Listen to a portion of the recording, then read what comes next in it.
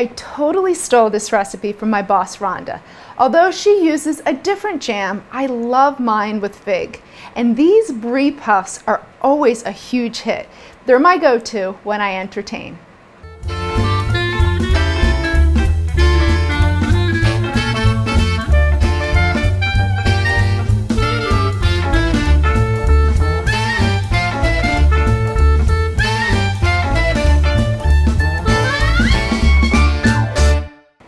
Guys, so first to get started on our brie puffs, and let me just tell you, few ingredients, 3-4 ingredients, that's it. 4 ingredients being the garnish. So you want a firm brie. There's a lot of different bries out there, so you want one that's not too soft, and you can kind of tell by the texture when you're purchasing it. You want it to be or rather more on the firm side. That way when we're baking them, they don't ooze all over the place and they sort of stay intact. So here's what I'm doing. I'm just removing the rind, and we have about a pound of brie, and we're just gonna cut it into individual portions. We want about 24 little cubes. So now we have our puff pastry. You wanna thaw it ahead, so just follow the package instructions.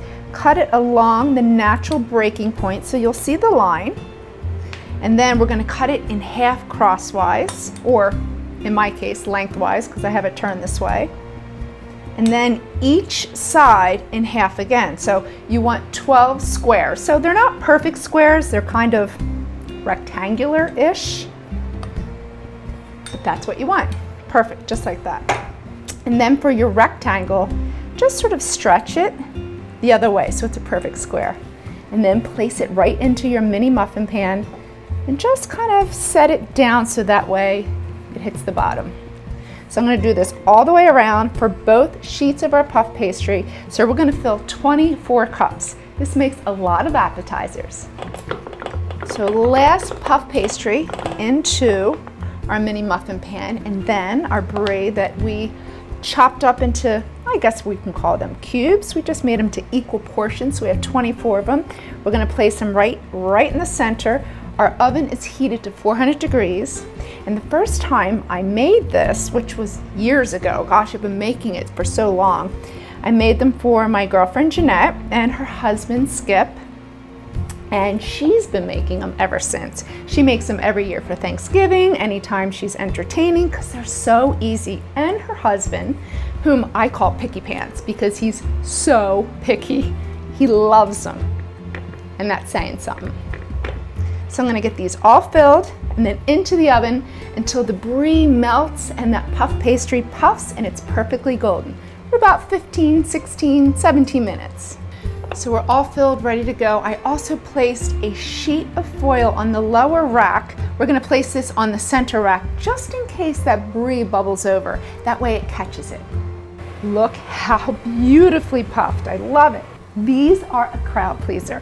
So the reason why I removed that rind is look how beautiful the brie looks now. There's something about that rind. It kind of burns sometimes. It's not really pleasant to taste. So that's why I like to remove it. And by choosing that firm brie, they hold up and they stand up beautifully. So now we're just gonna remove them to your serving platter. So if you love hosting parties or just having friends over for the weekend, these are a simple appetizer to make. And as you can see, so far, just 2 ingredients. We'll add the fig jam, 3 ingredients, and then just the chives on top, 4 ingredients. That's it. So first I'm just going to remove them, let them cool ever so slightly, and then we'll add the fig jam. So I love fig jam. Fig and brie are a great pairing. And I remember when I was a little kid, I loved Fig Newtons, and that is exactly what this jam tastes like. So you just want to add about a teaspoon on top. A little goes a long way. And then we're going to add a few chives right on top. It looks beautiful. It tastes awesome.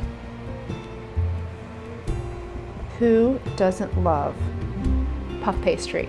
It's pastry wrapped in mounds of butter, individually layered and layered and layered.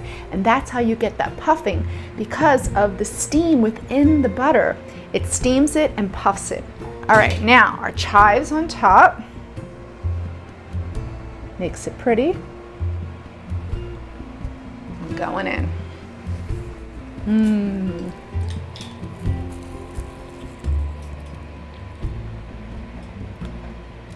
Mmm. It's buttery, it's creamy, it's flaky, and it's crisp. Fig, so delicious. Mmm, these are my favorite. They do not disappoint.